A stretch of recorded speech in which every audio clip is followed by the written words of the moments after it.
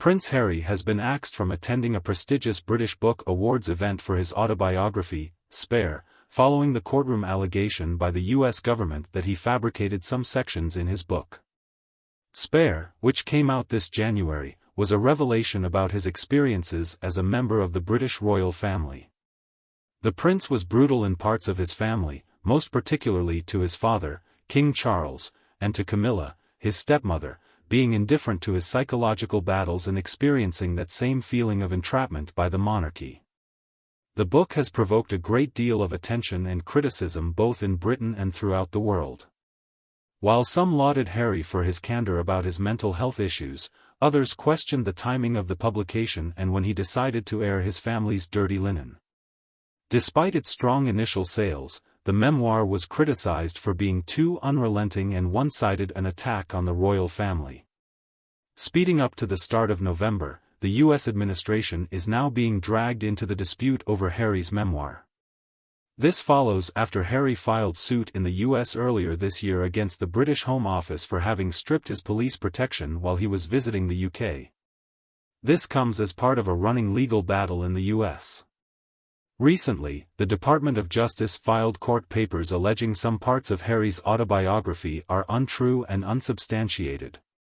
As these legal documents pertaining to Harry's current litigation show, government lawyers have made clear that, at best, the Duke of Sussex's narrative is riddled with contradictions, false, or at least misleading descriptions. Specifically, they mention the fact that Harry's statements to the effect that he was given information or not given information on his security details, mostly, if not, are exaggerated or patently false. He, for example, said in his memoir he had been told he would no longer receive police protection in the UK. This the government disputes, saying it has provided Harry with police protection on a continuous basis when he's in the country. This development brought up the curious report that Harry had been effectively barred from the British Book Award ceremony on December 1, where he had reached the shortlist for 2 prizes. The event organizers have disclosed that they decided against inviting Harry for the event, both virtual and physical appearances, following the allegations that have been leveled against him in the U.S. court. They added, "Full statement after due consideration. We can confirm that the Duke of Sussex will not be attending the British Book Awards on the 1st of December, where he was to accept a special award on behalf of at Audiobook for their contributions to literature and the arts." And objections by one of the nominees in the biography category, to a reference made of him in the memoir, figured in the decision to retract the invitation extended to the former Duke. This situation marks a significant setback and source of embarrassment for Prince Harry. That the U.S. government has, in effect, branded portions of his memoir as falsehoods in a U.S. legal context, and now a major UK literary event is, in so many words, effectively and painfully branding him a liar over the same issue. The episode simply underscores the ever-widening gulf between Harry and sections of the British establishment, a gulf that has been widening since his leaving royal duties. The wording of some royal experts does this to indicate it. Estrangement by Harry from the UK further, especially when last year he controversially upped sticks to California with Meghan Markle.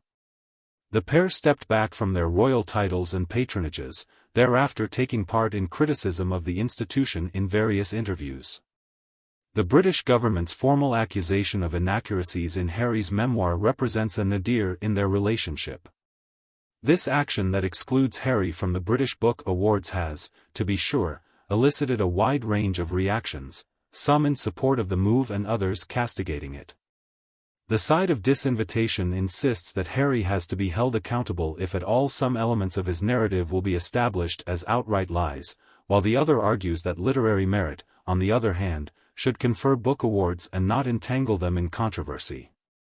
It heaps further pressure onto Harry's public face at this particularly sensitive juncture in the dynamics of Anglo-royal relations.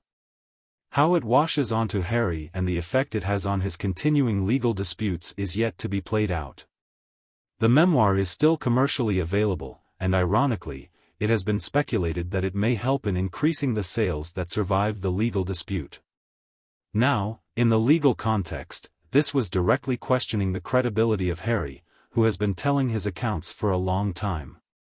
The stunning turn of events, just days after his non-invitation to a prestigious British literary event, is likely to tarnish the public image of Harry and his future engagements with the UK.